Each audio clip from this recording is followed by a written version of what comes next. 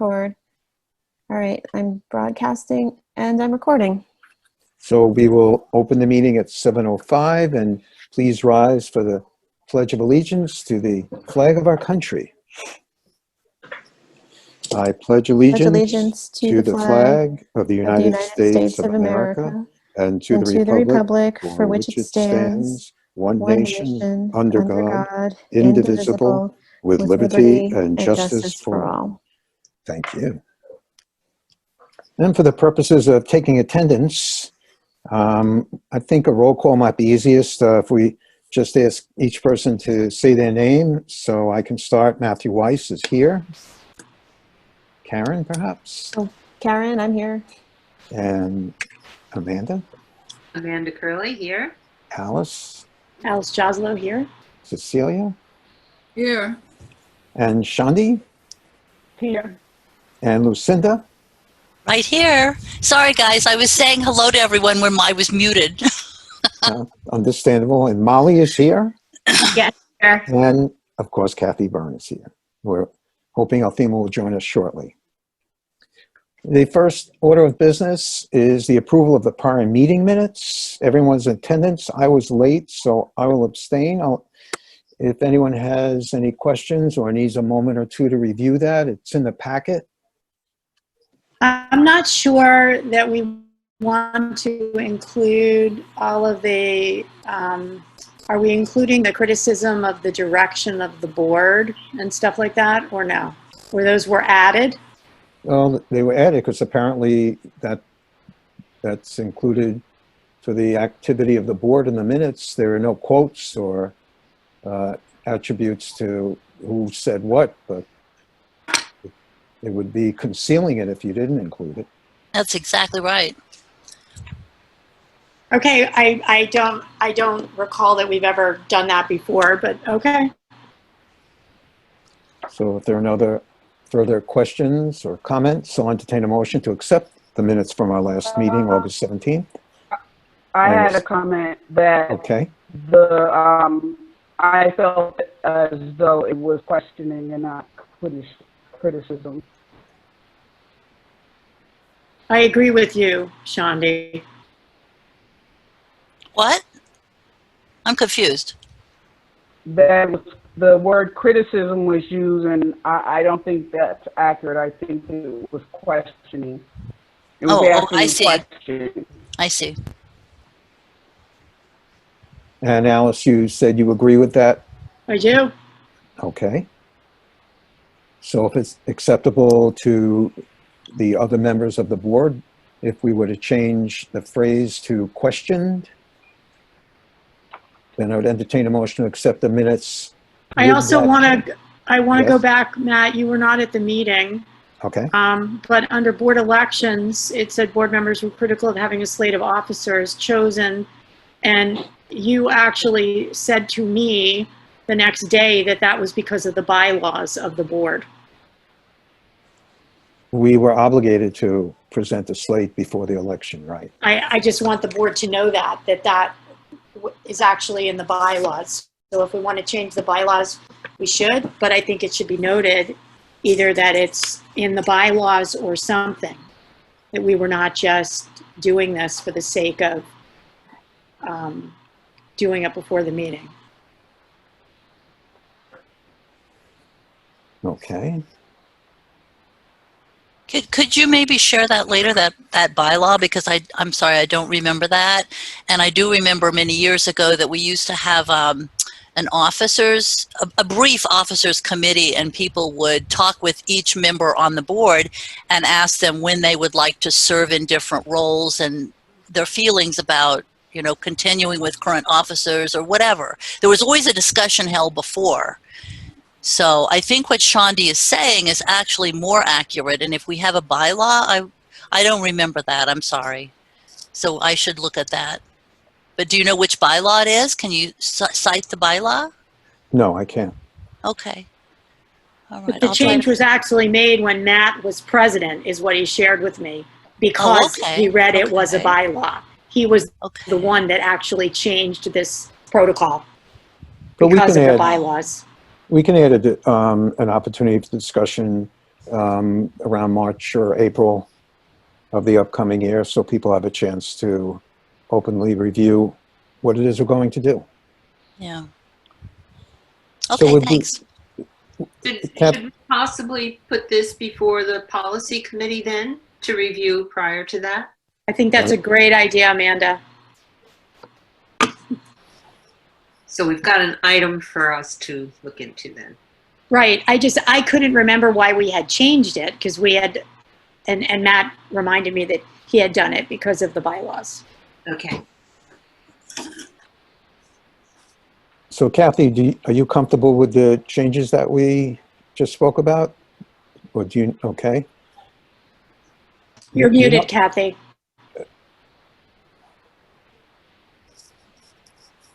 You're still muted. Well, she did. I can add the changes and send them out to you again so you can review them. I think, Your call. unless there are any questions, I think we can vote on accepting them as amended, and we'll just double check it. Revised and as amended. And I would entertain a motion to accept the amended minutes. And a second. And all in favor, please say aye. Aye. Aye. I can't vote. Any objections or abstentions? I abstain. So we're up to the point of public comment. I understand Gio is with us tonight. I know, Molly, it's your cat. And then he's purring. He's very happy. okay. Is he in your lap? No, he's sitting right here on my notes on the desk. We're up to the director's report. If Karen, you're ready with the director's report in person. I'm ready. I'll go through the highlights. We continue to add more services to our allotment of services. We add them, I would say, probably weekly. So it is sometimes a little difficult to keep track of everything. Mallory has been doing a great job keeping the postings going out to the public about what's changing. We're trying our best to keep everything up to date on the website and up to date on our signage in the building. And we're trying our best to keep the staff all on the same page. So all of those things are a bit of a challenge, but it's all for a good cause. And, you know, I think we're doing the best we can. We started library by appointment a couple of, was it last week? When did we start that? Last week? And so far we've had about 10 people use the library for an appointment. And those appointments are for 3-hour spots on the second floor. And the intent is to give people a venue with Wi-Fi in which to study or work. Essentially, it's for quiet work in the library for right now. We're working on starting the children's and teen library by appointment. Currently, during browsing hours, people can make a 30-minute appointment to visit the teen room or the children's room, but it's not really to spend a long time doing anything other than browsing. So possibly the end of this week, more likely next week, we'll be starting library by appointment for children and for teens. Molly and I are also working on trying to come up with a plan for the lower level so that we can offer seating with tables on the lower level also by appointment for similar purposes, but on the lower level people can be a little more, they can make noise a little bit more than on the second floor or in the children's and teens rooms. So that's where we are with our services. All of our programs right now are still either digital or outdoors in person. And we've been doing a lot of activity kits as well for adults, children, and teens, whereby folks can come and pick up an activity kit, which contains usually a craft with some instructions. And that's been a lot of fun for people. We've had numerous buildings and grounds issues over the past month or so. As you know, we struggled with our AC, we struggled with our temperatures. We did have the AC repaired, and that's up and running again. And the cooler weather has helped us as well. I included for you the stormwater drainage inspection, which we can discuss later on the agenda. And as you all very well know, we had a sinkhole in the parking lot, which we have since excavated, filled in and patched. Again, we can discuss that later in the agenda. We're going to be doing, rather than doing our annual meeting as an in-person meeting, normally we do it in June. We give out awards, we talk about the library, we have speeches generally, we have a guest speaker.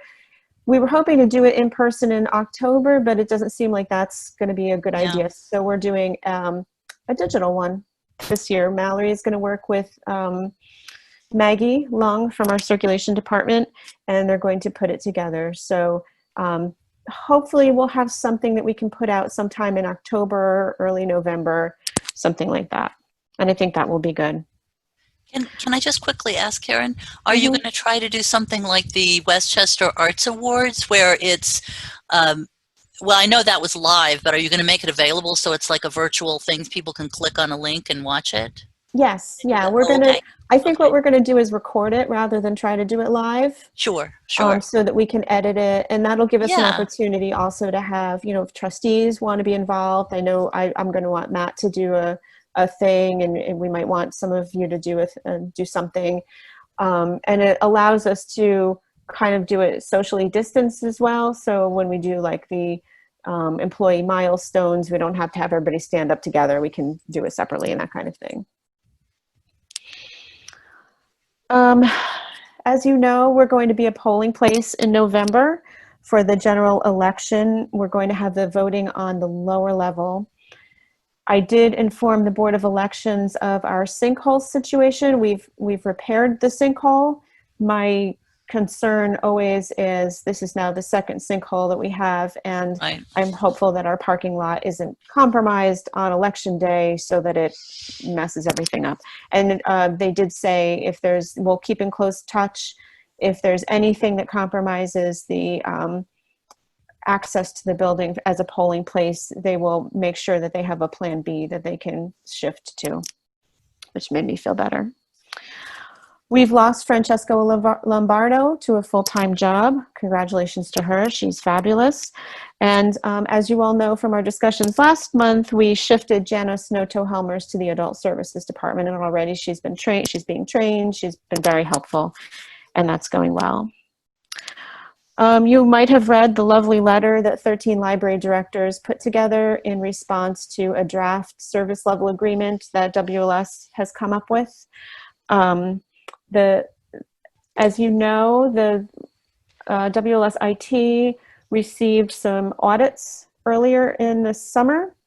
One audit in particular was particularly harsh, essentially finding management issues, personnel issues, issues with process, issues with trust between the member libraries and the WLS folks. And performance, if I can interrupt, and performance issues. Of course. Yeah, and that was that was the impetus of everything, absolutely.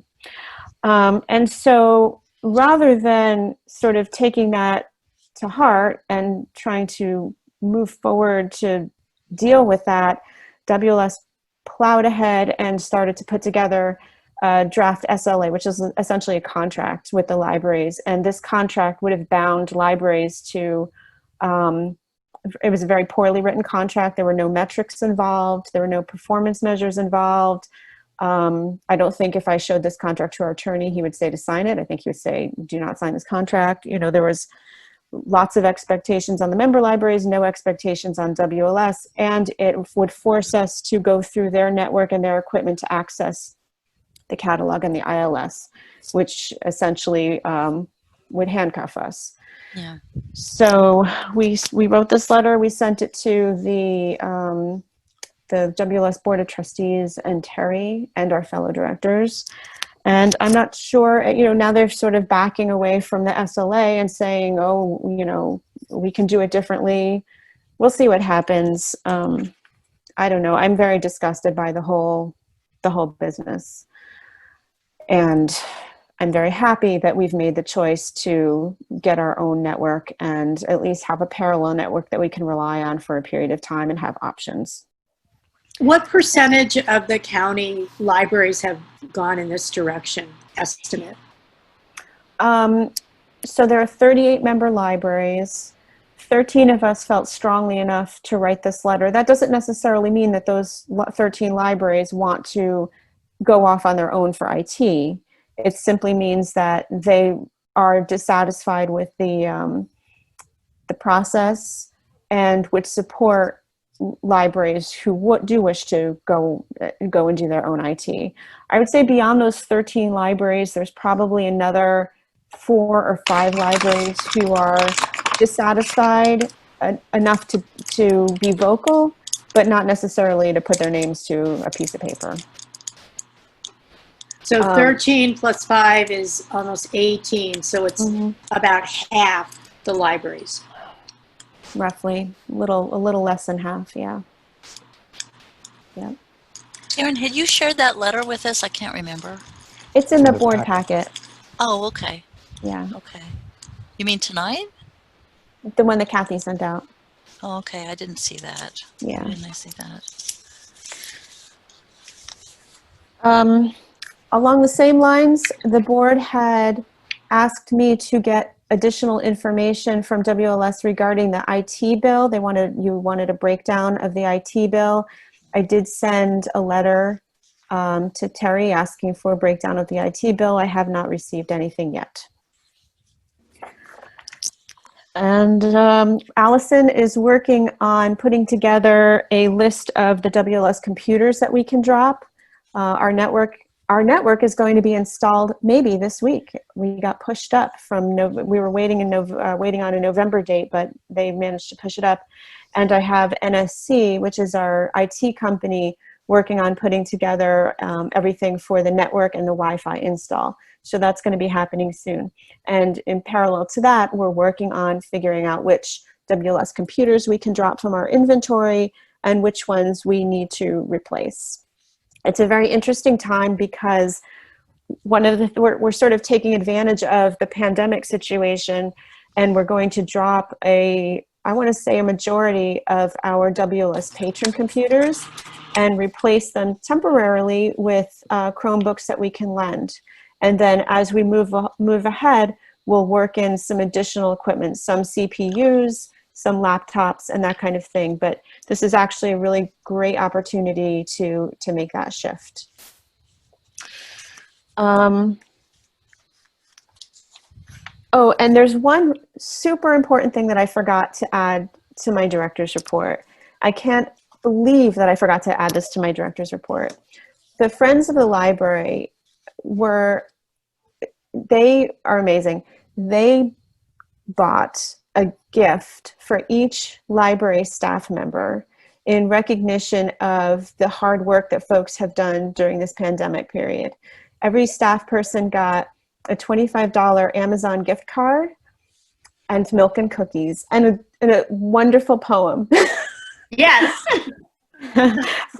And that was totally unexpected and so lovely. And maybe Kathy, if you don't mind making sure that's in the minutes so that me having neglected putting it in my report doesn't affect it from being in the public record. Very cool. Yeah. I just wanted to go through a couple of highlights from the stats reports that are here. Diana, Mallory, and Allison have been working on the job goals. That's the PLA grant, the small PLA grant that we got for helping people with career assistance and things like that. They launched it as digital programs the week of the hurricane, so that didn't work out so good. So they shifted their focus, and they're going to do video tutorials as well as offering scholarships for Google certificates, which is something that other libraries have done with this grant very successfully. Allison and Diana are working with our new village historian, Joyce Cole, on an Ossining COVID project with which they are gathering stories and artifacts and pictures having to do with COVID and Ossining residents coping with COVID. And that's going to be really exciting. And I think that's it. Does anybody have any questions? I have a couple of questions. In the bills, there was a bill for the T-Town event, and I don't think everybody's aware of what the details were on that, and that it was a grant. I was wondering if you could just share that with everyone.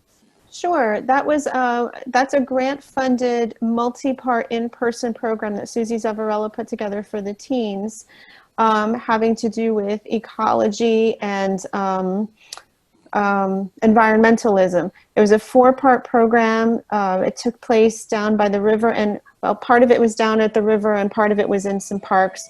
She partnered with the Parks and Rec Department for the space, and it was very nice. And I can't remember which grant funded it. Alice, was it your grant or was it the county grant for the T-Town? Do you remember? I know. We have so many grants in the mix right now. I forget what's funding what.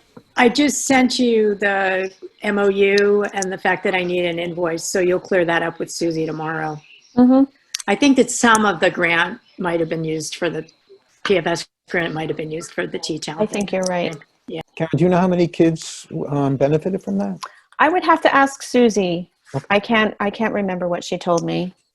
Let me make a note for myself.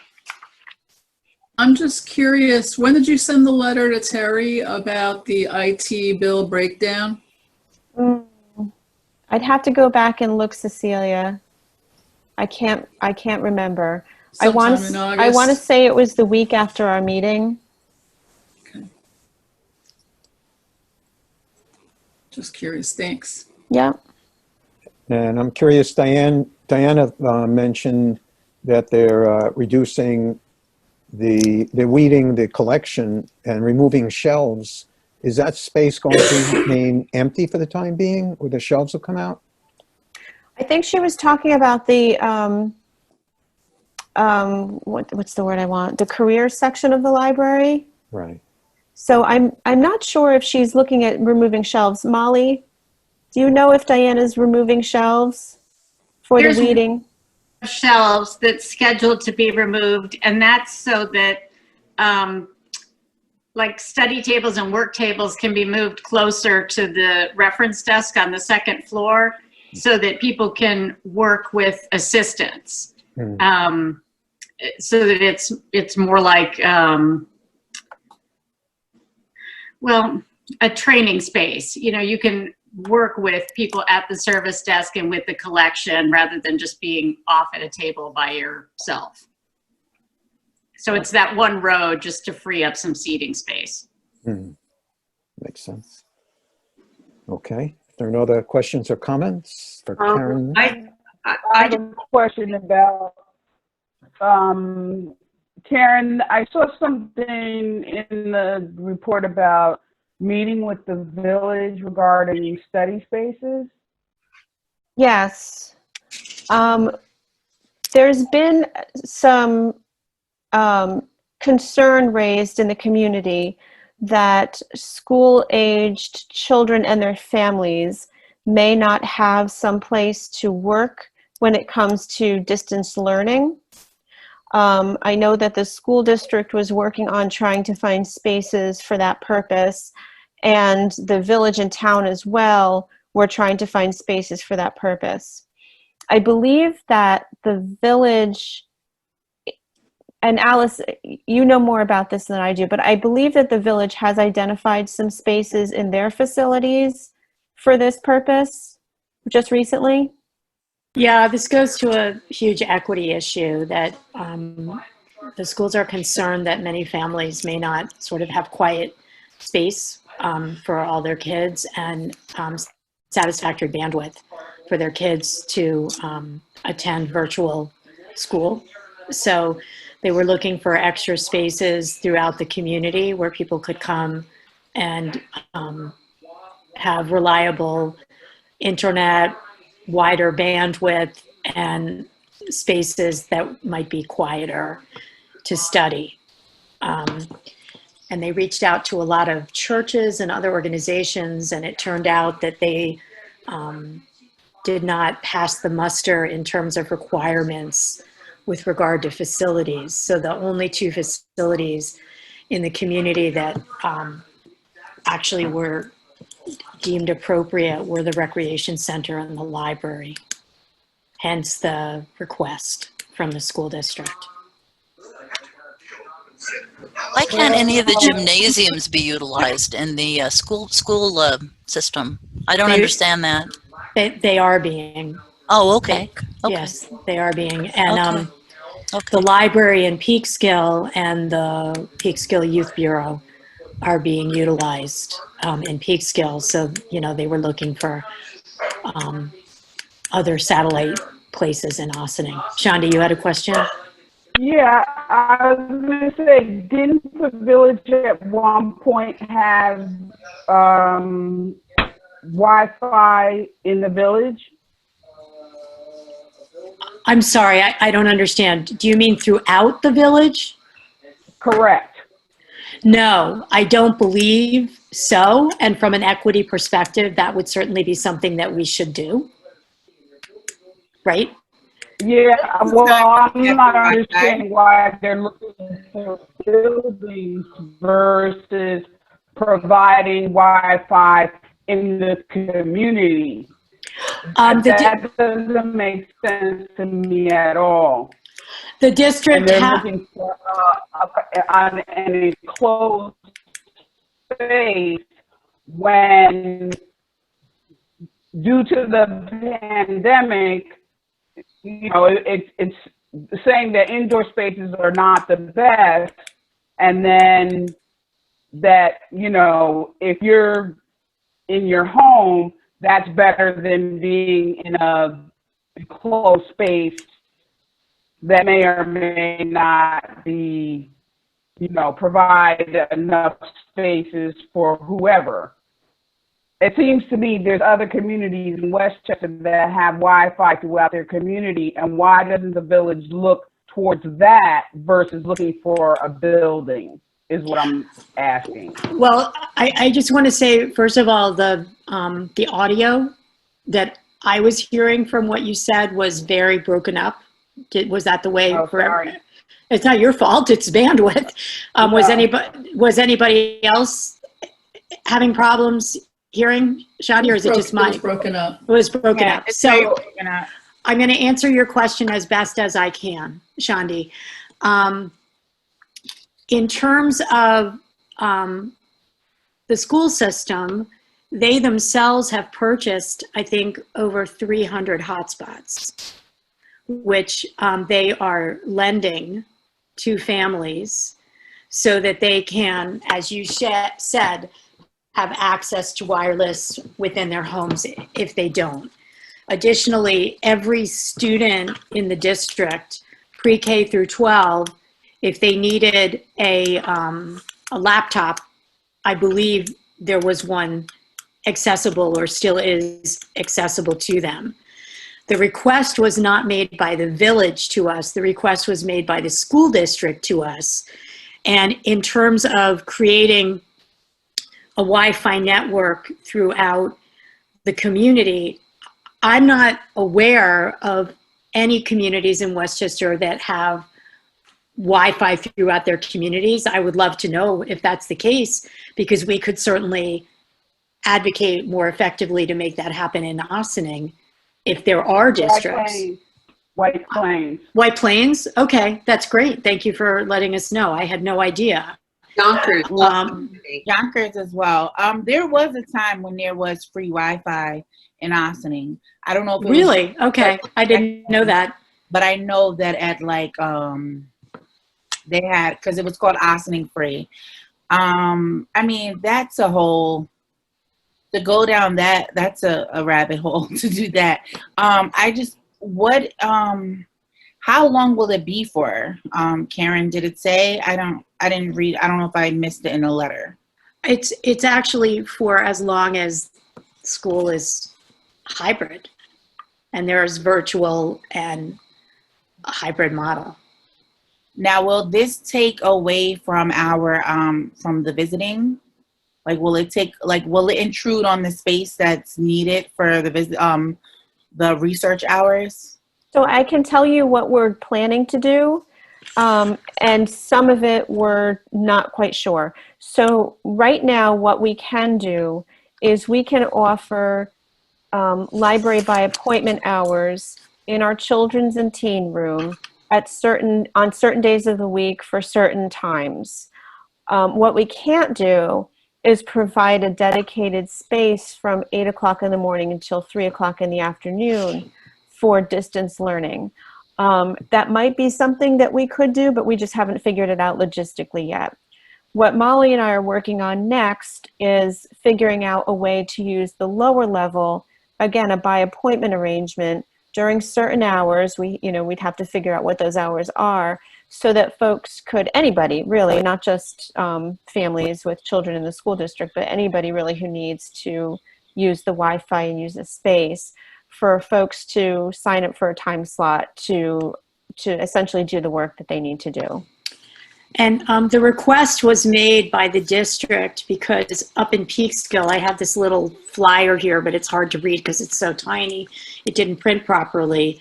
At Oakside and Uriah Hill schools, they have open spaces for study from 8:30 to 10:30, 11 to 1, and 1:30 to 3:15. At the Peekskill Youth Bureau, they have open study hours from 1:30 to 8 p.m. And at the Field Library, they have study hours from 11 to 2, 2:30 to 5, 5:30 to 8 in the kids' room, and 5:30 to 9 in the teen room. So the request was made by the district in response to the community efforts that were happening in Peekskill. Open meaning no appointment? It's my impression. It says call first to consume. Oh no, that was for Chromebooks. Bring your Chromebook. Students pre-K through grade 5 must be accompanied by an adult or a sibling who is 16 plus. Please wear a mask and remain 6 feet apart from each other. Bring your Chromebook or device. Do not forget to charge the battery. Some locations may have Chromebooks available to borrow. Please call first to confirm. So that's not clear to me if it's by appointment or not. Yeah. I'm sorry, I don't know. I just read it to you verbatim. No, I mean, because see, open to me doesn't seem like appointment, like how we're managing. That's why I just wanted to see. And I'm trying to, so none of the churches, St. Anne, St. Augustine, Star Bethlehem, no one else passed? Well, as I understand it, because I spoke to the superintendent about it, and apparently that the churches, there are different requirements in terms of people and I don't know, just different requirements from church buildings versus the rec center, schools, and the library, that the designations for whatever our occupancy is are different. It's my impression that if churches decide to do something on their own for their community within their walls, they can do whatever they want. But for the municipal organizations, we have to meet certain requirements, is my understanding. I'm sorry, I can't give you a better answer than that. We can find out for you. I want to go back to what it is that students are doing, because now I'm really confused. Okay. Because it sounds like they're going to be studying, but at first it sounded like they were going to be doing distance learning instead of going into the school building. And so that's not a quiet study space, because aren't the students talking back and forth with the teacher? So that's a big reason why we would have trouble providing that kind of service and space at the library.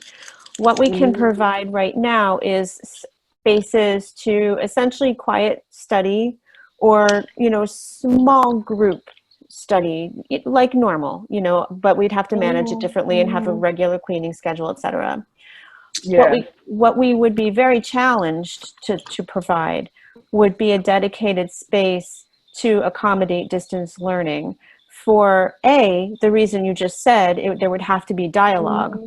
But even more complicated than that is, and I can see it with my own 2 children, they're doing different things with different, all the classes are doing something different throughout the day. So, you know, some of them are following similar schedules, like the elementary, they try to keep them on a similar schedule, but it's going to be different from classroom to classroom. So in order to accommodate distance learning, I think it would be very, very complicated for us to be able to provide a meaningful space where distance learning could happen for more than just a handful of people.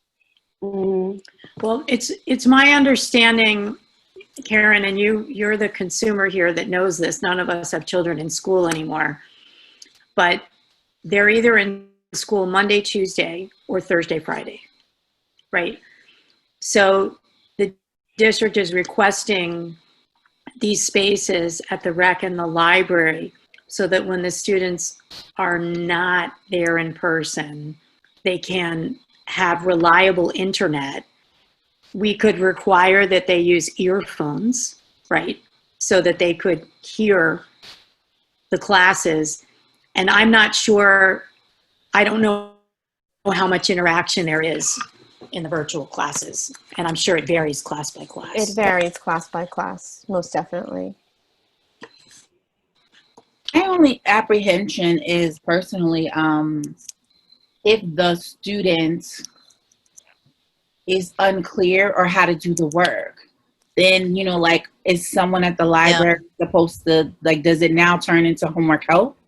Oh, thank you for asking that, Alcima. Yes. I so appreciate you asking that. That's this week. It's Wednesday. We actually, I made clear to the district that we are not in the situation of childcare, right? And some of this felt like it might be almost like a childcare situation. So there is a possibility that the district actually could provide TAs to monitor the program, not expecting us to monitor it. Does that answer your question? Yeah. It still sounds like an end run around what we had said about not having kids in the building unsupervised. Yep. Because even if a TA is there, what is the level of supervision that is really going to be there? If you look at what they do and when it's in a regular school day, it's not supervision. And so, again, it sounds like an end run from what we said we did not want to happen in the library when this situation was going to happen in the schools. Well, I do appreciate what you said, Shandi, but I also see it as a huge equity issue, that they're concerned that many of our students don't have proper space within their homes with multiple children and such to have a satisfactory learning environment. And that's why they're looking to open up as many spaces. And Lucinda, I did very pointedly say, what about the gymnasiums or gymnasia at the high school? That was actually the first thing I said. I think my issue is that if they have identified these students, then why give those students the option to not come to school? Like, I mean, I just feel like if those were the students, you know, maybe had the issues, didn't have, maybe disenfranchised for whatever reason, I feel like they should not, the option to be all virtual or something should not have been given to them, and it should have been explained why. Well, You know? Althema, there is an all virtual option, and there is a hybrid option. Okay. There is not an everyday goes to school option. Okay. Students either go on Monday, Tuesday, or Thursday, Friday. And if they are virtual the other 3 days. And the reason that they did the hybrid model is so that they could split the cohorts in half, so that half the kids attend Monday, Tuesday, half the kids attend Thursday, Friday. Every family has the same schedule for their students. So Karen's kids, your kids go Thursday, Friday, Karen? Yes. Right. Correct. So, I mean, this is unprecedented Yeah, no, I understand. I just time. don't wanna take away from what it is that we're doing. And then of course, I definitely want to help the community, but I don't want to put the staff in a position that the library turns into a daycare center. And I 1000% agree with you on that. And that's why before I even, Ray called me and and then Karen called Ray to discuss the details because it's not for me to negotiate this, it's for Karen. I said, I hope that you're willing to provide staff for supervision because this feels a lot like daycare to me. Yeah. Right. And I even would wrestle with, in Peekskill, they said an adult or sibling who is 16 plus. Karen, I can't remember. I have to look into my texts because I believe I sent you the link of what the village is doing, right? If you did, I don't remember. I'd have to check, Alice. Yeah, Maybe I'm you, gonna yes, look. you sent me something. You know, we have this policy where students or kids under 18 can't be in the library unsupervised. So that goes against what you're just now saying about study hall or study, right? Well, Yeah, our policy says that children under 18 can't be in the library unattended without an appointment. So here's what without an appointment. Oh. Correct. Here's what the village is doing. And Karen, it's in your text, so you can actually share it with the board in the chat if you would like, because it's in your texts as a link. It says Wi-Fi spot into Community Pass, Monday through Friday, 10 families per session with wait list, 1 table per family, 9 to 11 session, 11:30 to 1:30 session, 13 and under with adult supervision, 14 to be alone. Enter at rear of building, masks required, headphones required, no fee. That's what the village is doing. Do you see it in your text, Karen? Yep. So where is the village doing this, Alice? They're doing it at the community center. Okay. In the community art center art room. So, and one more question, are the schools using the cafeterias and the gyms now? I believe they are setting them up as well for socially distanced studying. I wouldn't lie down in front of a rushing train, on it, but it's my impression that they are trying, because the issue is having reliable internet and bandwidth, and it's really an equity issue.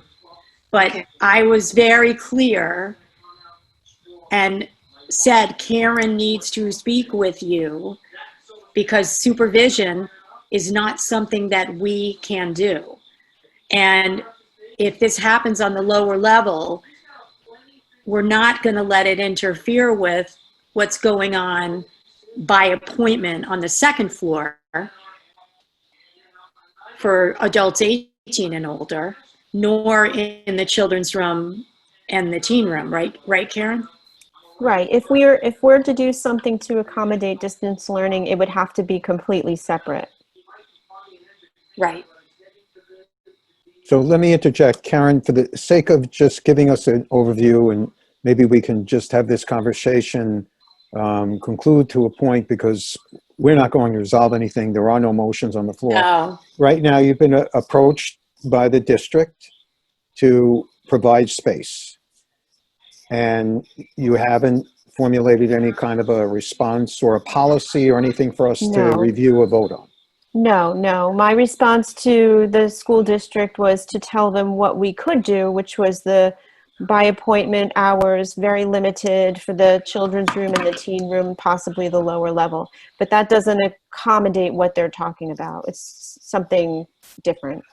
Well, how about our technology, our Wi-Fi? I mean, we're having work done now to try to bring us up to speed. And when my daughter taught in April, May, and June in her school system in Brookline, Mass., which is a fairly well-off overall district, they were so much trouble. The technology issues with the laptops that were issued and all of it. And she's very happy she's on sabbatical this year and she's not teaching, but I can't see that those issues aren't one of the primary concerns too. I appreciate Althema's comments because I think those are really on target, but the technology issue, do we have the access to Wi-Fi for everybody? I thought we were having problems with it. We do have access to Wi-Fi for everybody. We're still on the WLS Wi-Fi. That will change sometime in the fall. The WLS Wi-Fi, though, is not that reliable when it comes to things like Zoom, especially Zoom. It's very poor with Zoom. So that would be a challenge. Well, the kids are not using Zoom, is my impression. They're using Google. It's different than Zoom. But it's the same problem. It's the same I'm thing. sorry. Okay. I'm using a brand name. Streaming is an issue. Okay. But I will say, we've spent a considerable amount of time discussing equity issues. And to me, this is an equity issue. I will say that I absolutely agree with Shandi that we should, as a community, ensure that there's adequate internet and bandwidth throughout, right? I mean, Shandi, you had opened with that, right? You're muted. Yes, I hear what you're saying, Alice, but I'm not really seeing the equity issue. I think it's convenient to say, but I really don't see it because I think, how many children in the district don't have internet? Right. I couldn't answer you. I don't know. I'm not asking you specifically. I'm saying, okay. If you're gonna grant it an equity issue, then the district should have came to the library with, this is how many kids in the community don't have internet. This is what we have been able to provide. This is where the gap is. Right. We don't know any of that. Okay, I just tried to text to each of you individually what the village is doing. Did you get it? Yes. I got it. Okay, I just want you to have all the information that I have. Okay, so that's what I am aware that the village did. And by the way, it's only 10 tables, 10 families. It's 10 tables that they are providing. Gosh. So we're not talking like, 100 tables. We're talking 10. Okay. So just so you know what the village negotiated with the district. And it would be my hope, quite frankly, that like St. Anne's, probably within their own community, they have a huge gymnasium downstairs at St. Anne's, as well as a completely empty school, right? An empty school That was my building. thought. Yeah. So I'm not sure why that's not happening, but maybe they're doing it for their own families internally. I don't know. I can't answer that. I wasn't part of those discussions. In fact, Cecilia, they looked into Trinity, not Trinity. They looked into, what's the one on the hill? St. Paul's on the hill. Oh, mm-hmm. Because they have a learning space, like a Sunday school space, but it was deemed not able to be used. In addition, it's very hard to get to. Yeah, geography. Mm-hmm. Alice, when you said you just sent an email, but I'm checking my emails and I don't see it. Sorry. I got it in text. You sent a text message. I sent it via text, Lucinda. I don't know if I have your correct cell phone number. Okay. It's 914 Just 629 just a minute. Just a minute. I will check. to see. 914-629. 292086. I just texted it to you. You should Okay, have. well, my phone's downstairs in my bag, so sorry. Okay, well, I'm not emailing. I just texted Okay. it to you. Okay, you texted. Okay, fine. Thanks. Karen, would you say at this point Okay, that, so that you've informed the board with as much as you can? Because I respectfully wanted to move on, but I don't want to interrupt anyone. And would you say at this point that you have a good sense of where the board is thinking about this subject? I would say yes. Okay. So I don't have a good sense of where the board is don't thinking. So either. could you tell us what you think the board is saying, please? Yes, absolutely. I can say that I feel that the board has concerns about providing this kind of program, specifically the concern being the supervision one. The concern of supervision. Am I correct in that? Absolutely. And also that we're sensitive to the needs of the community. We're sensitive to the role that the library plays, but we're concerned that the library doesn't really fit the needs. We can't satisfy these needs on our own. We weren't built for it. Right, and I aired all that to the superintendent when he called me. And by the way, I also just texted you guys a picture of the flyer from Peekskill. So you have all the information that I have. Did you all get it? You'll have to send that to me in an I got email. You'll have to send an email with that. I can't, my text, my old phone doesn't get attachment. I can forward it to you by email, Lucinda. Oh, great, thanks. That's perfect. I think you should also stress the technology concerns, because in addition to every other concern that people have, the main one is access to technology and Wi-Fi and broadband. And it is a logistical nightmare. And it's going to be very frustrating to say that we can solve this problem if we aren't able to do that. So they must be aware of that, that the technology issue is also a key concern. Of the library, yes. Yeah. I will say that I'm hearing somebody in the background. Someone's bleeding through. Who's talking? Yeah. Some man's voice. Oh, it's Cecilia. Oh, it's Cecilia. Okay. Okay. I have never personally heard, and Karen, you can vouch for this, the superintendent more desperate, more concerned, more pained for the lack of for students who he's afraid are going to be falling behind, and truly sees it as an equity issue. Karen, can you speak to that too, please? Yeah, I think that the superintendent has been, I can't even imagine what he is going through as far as trying to put together a school year under the circumstances that we're under right now. I think he feels an enormous amount of stress. And I also think that he understands that the hybrid version of school creates a huge disadvantage for children who don't have the space or the technology or the supervision to deal with a hybrid level of school. And you made it clear that supervision would be something that we would need help with, correct? I said to Ray that there would have to be something in place whereby supervision would be provided, because the library staff would not be able to do that. Yeah. And I think that's totally appropriate. Shandi, Althema, Amanda, Lucinda, Cecilia, Matt, how do you feel about that? Like, I just feel that we have a moral obligation somehow to figure out how we can do the most that we can, and not say, oh, well, our policy is 18.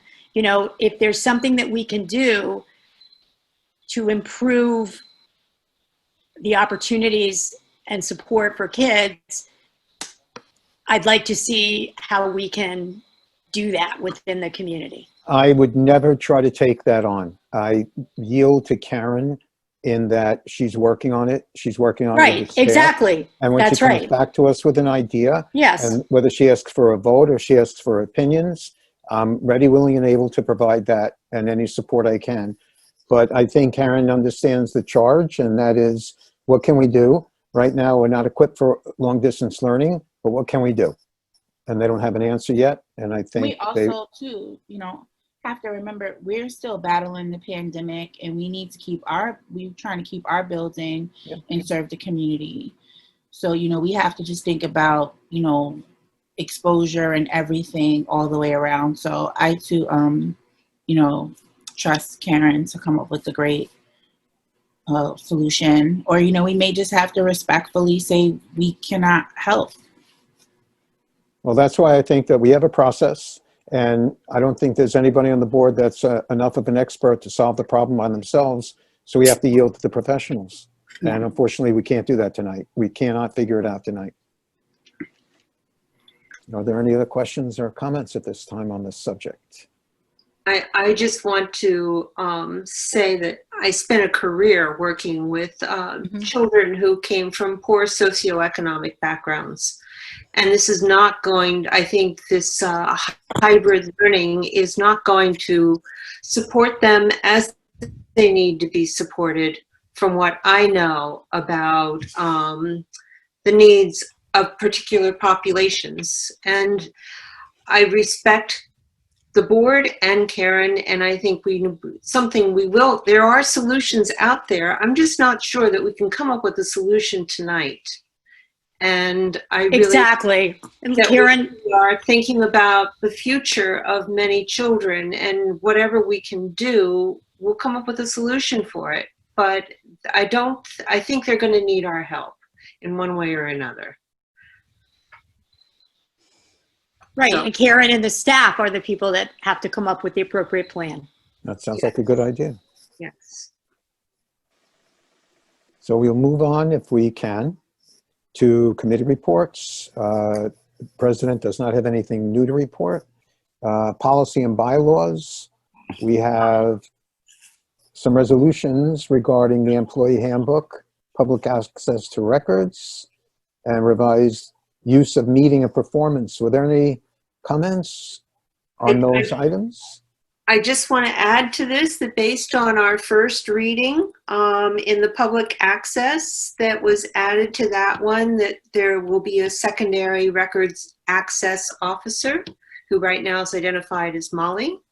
So that piece was added to that. And in addition to that, in the employee handbook, all pages are now paginated. Okay. So those were changes made after the first reading. And I'm sorry, what were the significant changes that were made in the employee handbook? There were, go ahead, Amanda. No, never mind. I was just going after the first reading. If you want to go ahead. Okay. There were some things in the employee handbook which contradicted the current union contract, one of which had to do with the birthdays. There was another one that I'm not remembering right off the top of my head. And we also added a reference to direct deposit. We're not doing paper checks anymore due to the pandemic and the difficulty of getting people paid, essentially. So we changed that as well. Karen, can I interject? I think you changed it to a temporary circumstance because of the pandemic. You don't want to do it permanently. I do want to do it permanently, actually. There is a mechanism whereby somebody who doesn't have a bank, because that was an issue for one of our employees, they can have a debit card, and it works the same way, and there's no downside to that. Okay. And Karen, the issue with regard to health insurance and retirees, that was worked out, the language? Health insurance and retirees, you mean in the union contract? In the employee handbook, there was a reference to it somewhere. I don't know that there was a reference to health insurance in the employee handbook as far as retirees go. Okay. There it is now. Is it? Yeah, I'm not sure. I have to It says look in at the it. it is the current practice of the library to continue medical insurance for full-time employees who retire. When retirees reach the age of 65, Medicare becomes their primary insurer. So I thought that we had changed that. In the union contract, it has changed so that there's a contribution, but there was no Yes. reference to a contribution or no contribution one way or the other in the employee handbook. So as the current handbook stands draft, it doesn't contradict the union contract. Okay, well, do we want to add with a contribution? Just so it's clear, because I think it's confusing at best. I think that the union contract covers an awful lot more than the employee handbook covers, and I wouldn't want to make reference too much between the two, because then it becomes very difficult when one changes and we have to change the other. But more importantly, the handbook is not a legal document. The contract is. So you don't want to get too legal with the information in the handbook. Right. We really need to encourage union members to have and read the contract. We always refer to that first. Okay. So we will do the resolution. Yes? Can I just suggest something that, you know, in terms of the records access policy, you really cannot have an access policy without a records management policy, and they really are two different things. Records management policies really specify a record schedule, and that's outlined. And you post that, you list that on your website so people know what records to actually ask for. And there's no mention in this about digital records, which include email, which isn't just another format, but it's also something that has to be specified in a records management policy. I can send you information about Records Management University, which is a webinar series that people can actually take to learn about how to put together a record schedule. But this is something I've been doing since the mid-'80s. And so I'm sure that all of you thought I was just trying to push something just to push it. But you do have to have a records management program with record schedule specified. And having a reference source or a guidebook is not the same as having a records management policy. So you can't have access to records without identifying specifically in a record schedule, so you hand that to people. If someone walks in the office and says, "Can you show me your records schedule?" you develop that record schedule from your records inventory sheets, which I'm not even sure that we have. I was told we're required to follow the, I can't remember what it's called, the records retention. Yeah, it's a guidebook. It's a large book. We're required to follow that. The board adopted that. And when I asked our attorney about the record schedule in terms of FOIL, he said that the record schedule should be the records that are identified in the MS, what is it, Kathy? The records retention schedule. Well, it is now the LGS1, but you know, that's yet to be approved. That's not what I'm talking about, Karen. What I'm talking about is specifying those records in a policy. You specify the records from the book in a policy. You don't say to someone who comes to you, they knock on the door and they come to your office and they go, "I'd like access to this or that particular record." And you show them the records management policy and you say, "This is our record schedule right here. These are the only records we can provide." You don't sit there with the book and flip from page to page and say, "Oh," you know what I'm saying? A records management policy is something that every organization should have, and I did this for decades. This is work that I've done. So I'm not opposed to having an access policy at all, but you need to have a records management policy, which is what I've been pushing for many years and which we really need to have. That's all I've asked for. Could you possibly provide something so she has a head start as to what it is? Yeah, I'll send, the minute this finishes, I'll send the records policy I advised on. It was 8 pages. Basically, you have to go through and do records inventories and identify where your records are located, whether they're off-site, on-site, how you provide those before you get to your access policy. So I'm not saying you don't use that guidebook of 500 or 600 pages to identify from that guidebook which records you put into your records policy, but you have to have a records policy. That's all. Okay. Thank you. So yeah, I'll send that to everyone again so you can have a look. It's not a difficult thing. It's just a process. There's a process from A to Z that you go through. So. Okay. So I am going to abstain from this, but I think that Karen needs to know more about digital records management and how you provide access to digital records, which isn't in this policy at all. Sounds appropriate. That's fine. Okay. We are not ready to do the resolutions. We just need to do 2 or 3 more committees. Did the Finance Committee have any updates or any meetings? No, Not at this time. not at this time. Buildings and grounds, that we will need a meeting soon. There's enough going on between the cavities in the parking lot, for lack of a better phrase, cavities from construction debris, cavities from stormwater drainage, cavities from geothermal systems, cavities from a retaining wall. I cannot believe how much stuff they put under that parking lot. And I'm afraid if they open it up, they'll find something worse. So best we leave that alone for the building and grounds. Also, we're waiting for Jim Dolan to give it additional information. He said he might have something to me by the end of the week, so I'll nudge him a little bit. Okay. Oh, foundation is the building foundation? Or is there another foundation? I have a question about buildings and grounds. Yes. Is there a reason why the library has not sued the company that filled that parking lot in that way? We did. Oh, go ahead, Matt. No, please.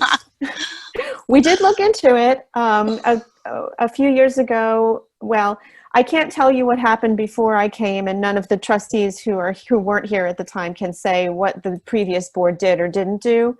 But when we looked into it around, I want to say 2016, 2017, unfortunately at that time we didn't know about the sinkholes or anything like that. But we sent all of the documentation regarding the problems with the HVAC, problems with the roof at the time. There was another issue, and I'm not recalling, to our attorneys. They looked through everything, and their advice to us at the time was that the time had passed for that to be done, that if the library were to try to go after the contractors, that should have happened years earlier. And we could try, but his advice was we would most likely not be successful and spend an awful lot in attorney's fees. You know, I can speak to that because I was here once we opened. I went on the board in June of 2007 and we opened in March of 2007. And the main problem was that from 2006 to 2007, when the library was built, there was a project manager who evidently didn't do his job, the construction manager, project manager, and the punch list, which is the final review of all the work that's been done on the building, gets checked off. Not to point fingers at all, but just to tell you historically, Joyce Lannert was president at the time, and she did not follow the punch list. Peter and I talked about this a lot on Buildings and Grounds way back when. And so because we didn't do the punch list and because we didn't sign off on it, we just agreed to open and went ahead with it. And Karen is exactly right. The years passed and it was too late at that point. The time had passed. I think a lot of work was done. You could also ask Peter Capek because he was very much involved with trying to, especially for the roof issues and for the drainage issues, get some satisfaction from the construction company. We didn't have a way forward. So we would have done that if we'd been able to at that time. I think it's really unfortunate that the punch list wasn't followed. So if we ever build another library, don't short circuit the process. Anyway, that's just a brief summary. Okay, but now you're talking about a problem that could collapse the library, which is different. Doesn't change. We still don't know who the parties were. Would it behoove us to send a letter to the town notifying them of these problems with the parking lot and the sinkholes, just so that officially, basically, we have it in writing that we've been dealing with this? We have our minutes, and that's the public record. And when the wall was in question a few years ago, the town and the village actually were both apprised, and had one or more of them had a representative there. The sinkholes they're not something that they really need to be involved with. And the stormwater drainage system is a standard, its standard operating procedure is just astonishing to me. I've been on this board almost 7 years now, and I never heard of it before. So right now we're doing the good thing because we're monitoring it and we're maintaining it. And I think that's the best we can do.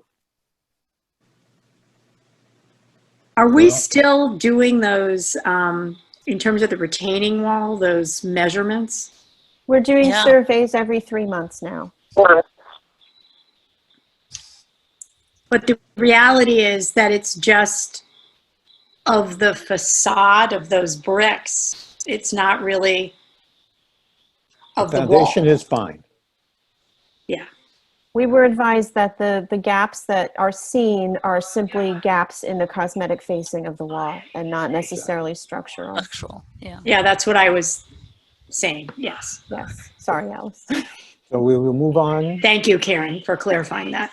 to resolutions. Resolution 49, approval of the revised employee handbook. Resolved that the Board of Trustees approves the 7/20/2020 revisions to the employee handbook. So There are no- moved. Is there a sorry. second? We have a Thought we'd second had from discussion. Cecilia. All in favor, please say aye. Aye. Aye. Are there any objections or abstentions? There being none, it passes. Resolution 50, approval of the public access to the records policy and application. Resolved that the Board of Trustees approves the public access to records policy and application revised 8/17/20. Entertain a motion to accept if there are no comments. I move that we table until we've resolved all the issues. That takes precedence. Resolution 50 is now tabled to be brought up at our next regularly scheduled meeting. Do we not vote on a table? Yeah, I No. thought we did. No, takes precedence. It's tabled. Okay. You want to vote on it? All those in favor of I can't tabling remember. Resolution 50, please say aye. Aye. Aye. I'm not in favor of tabling it, but okay. Well, the issues aren't resolved though, Alice. You understood what I said, right? How do we provide You've access to been- digital records? How do You've we been provide bringing- it? Doesn't say that anywhere. Sorry, it doesn't say. I think it's, well, you know what? The I mean, let's table bring it didn't- up next month. I'll try to arrange to meet with Karen and we'll talk about it more. I would And like I'll to give provide it the background on how to do this. the benefit of another month. And I could well be wrong, but I believe tabling takes precedence. Yeah. But it didn't carry, so if anyone has any suggestions, I'm open to suggestions. Otherwise, we will table it. And move on to Resolution 51.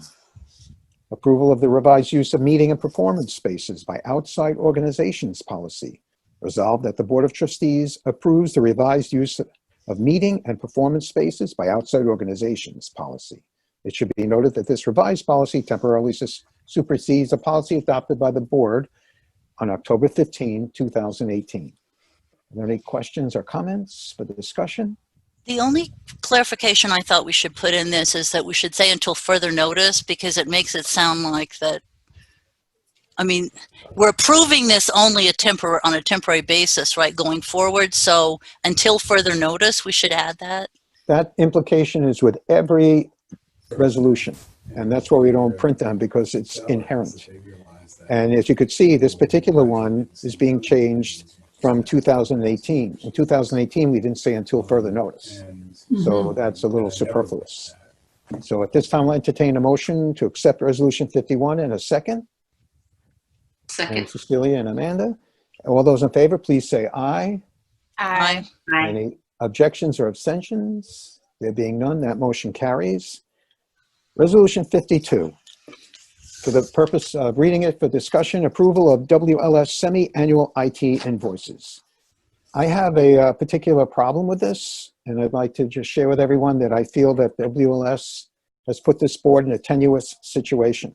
I feel that as publicly elected officials, we're responsible to review detailed bills and, depending upon the value of the contract, send out for multiple bids. And we're not able to. we can't approve this bill because of its size and lack of information. And if we do, I feel we're abrogating our fiduciary responsibilities.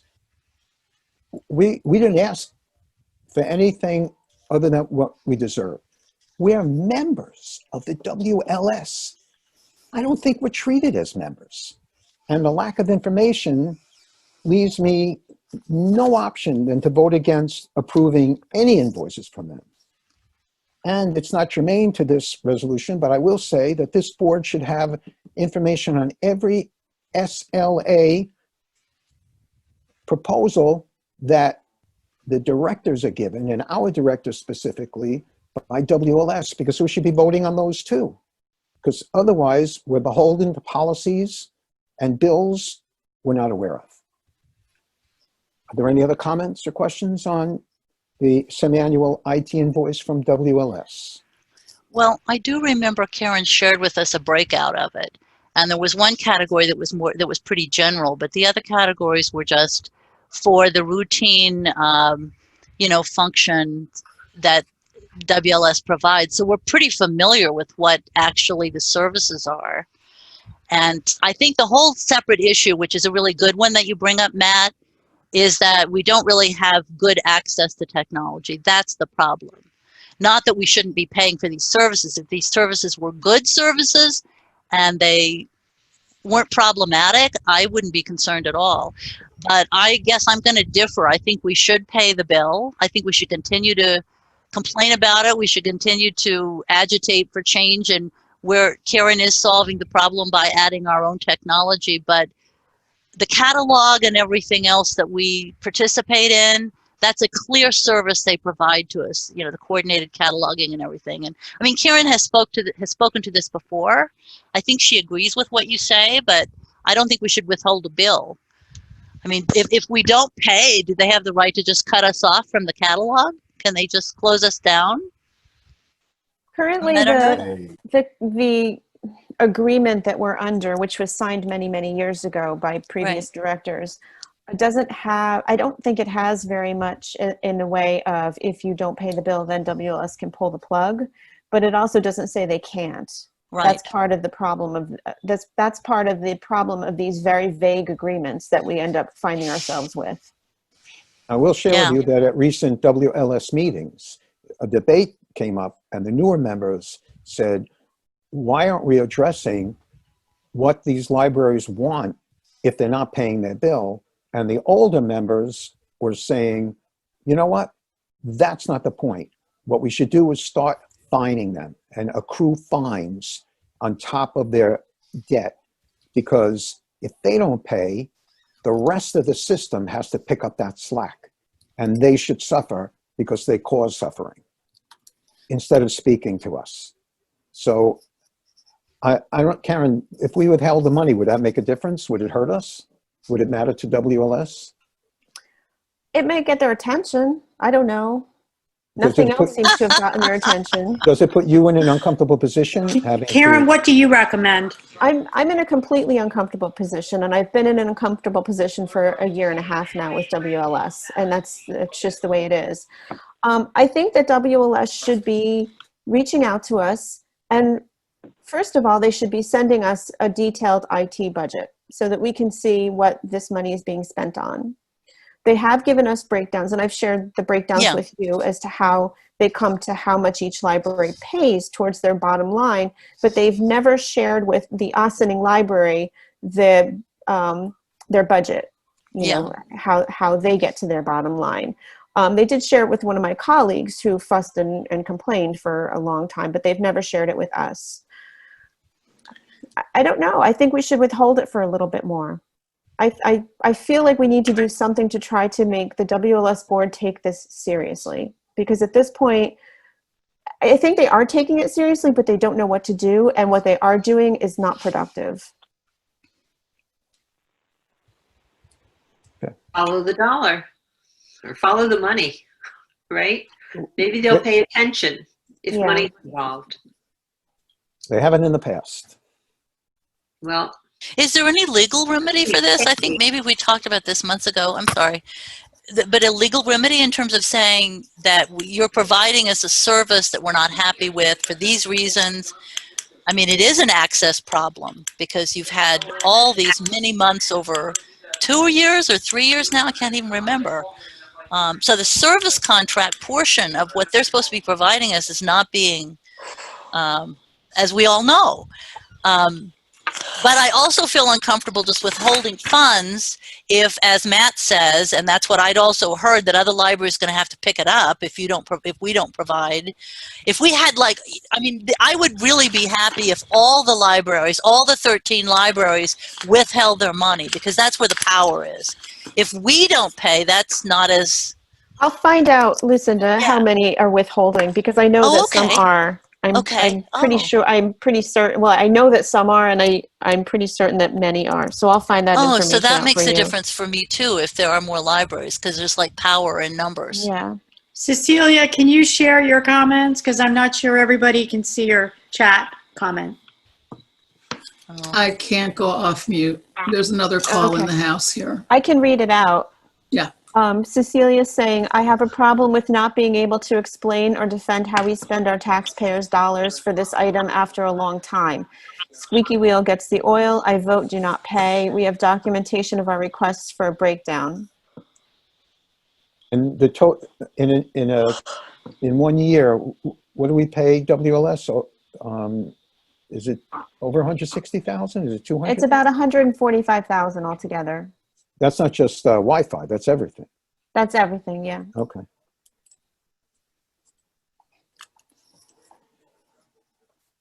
Well, if there are no other comments or questions, I'll reread the resolution. Approval of WLS semi-annual IT invoices. Resolved that the Board of Trustees approves the payment of the second half of 2020 WLS IT invoices in the amounts of $60,640.99 and $800. If there are no comments or questions, I'll entertain a motion to accept and a second.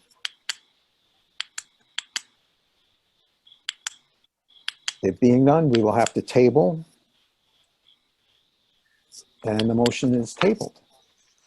We move on to resolution 53. I'm sorry, Matt. What? I'm sorry, but what about those who say, no, we will not accept this, we would reject it? It comes up for discussion again next month if it's tabled. If it's voted on and we vote it down, then we don't make the payment. Okay. So you'll try to get more explanation again. Yes, I will. Push the rock up the hill. We move on to resolution 53, personnel changes. We have 3 personnel changes for everyone to take a look at. If there are no comments or questions. So moved. And a second. Second. And that was Amanda. All in favor, please indicate by saying aye. Aye. Aye. Any objections or abstentions? There being none, it carries. We have old business. Under equity discussion, we have a meeting coming up. I think it's the 5th of October, a Monday night, 7 p.m. And I think we already received the link, or an invitation, I should say, that Karen sent, right? Did I? No, not yet. Yeah, you sent out a notice of it. Google Did I? invitation. Just a Okay. date. Yeah. Right. Oh, it was just a date. I see. Okay. Okay. Pardon me, Matt, I would like to add an item to that evening's discussion. Yes. And this is, I would like to, on the Ossining Public Library website, I would like to have something there, particularly in the adult section, that has to do with racial equity. That's an ongoing reference that you could utilize as a patron, whether it has books to read, whether it has, like TED Talks to listen to or other audio sources. I would just like to have something there on the website And you know, I'm not up for a big discussion about it tonight because I don't think anybody else has really thought about it, but maybe on October 5th we can discuss this. Because in fact, an email went out, Amanda, with a lot of resources that they could certainly post to populate exactly what you're asking. The librarians are working on something. They're working on putting together a page. Because I think we really need to have something there, especially now. If we, you know, that even is continually updated and as a resource for the community. Yes, I agree. Karen, would you be comfortable if you extend an invitation to the board members to forward suggestions to you along those lines? Yes, absolutely. I know several board members provided me with community groups who were working on the issue, and Mallory is working on putting together a page with all sorts of resources, including those resources. So if you have additional things, just send them along and I'll forward them to Mallory. Great. Okay, thank you. Karen, I was really sorry that I missed the last meeting. I was away and my Wi-Fi wasn't that good. But was it any notes from the last equity meeting? Are those available? Do you have any? Does anyone have any notes they could share with me? I didn't take notes. Did anyone take notes? I have highlights that I wrote down, which I haven't typed up yet because I had to prepare for another equity meeting this weekend. Sure. But I'll put those together and send them out this week. That'd be great. Thank you so much. Thanks. We're up to the long-range strategic plan, but we really haven't had an opportunity to pursue that, have we? No, I've been putting together information that I've gathered from a few consultants who could possibly help us along these lines. I was wondering if it might be a good idea for perhaps the policy committee. I don't want to, everything seems to be hanging on the policy committee right now, so I don't want to put one more thing. But I'm wondering if perhaps either the policy committee or maybe a small group of trustees could help me sort of work through the summaries of what these folks are proposing for us. In particular, one gentleman who I think would be very, very good. He would want to have a more in-depth discussion with a couple of trustees and myself and Molly to sort of see what we're looking for before he can put together a full price for us. Is that a possibility? Maybe have either the policy committee or a small working group to sort of vet these ideas and proposals? Yes. It's a good idea. Yes. The policy committee would be okay with that, Amanda? Okay, thank you. So I'll reach out to you. I'll be glad to help with that. Thank you, Matt. And we're under the third item in old business, the WLSIT. I want to add one comment regarding the PLDA letter that is, was it already sent to WLS or it's being sent? It was sent. Well, I think it might be appropriate. I feel comfortable if the board of the Ossining Library would endorse that letter by resolution. And if we could just draw that up, but for the purpose of discussion, it wouldn't say much more than in an effort to improve the technology in our library, the Ossining Board of Trustees endorses the efforts of the PLDA. And how would you describe it? A letter of complaint or a letter of? A letter of concern. And a letter of concern that dated such and such sent to WLS.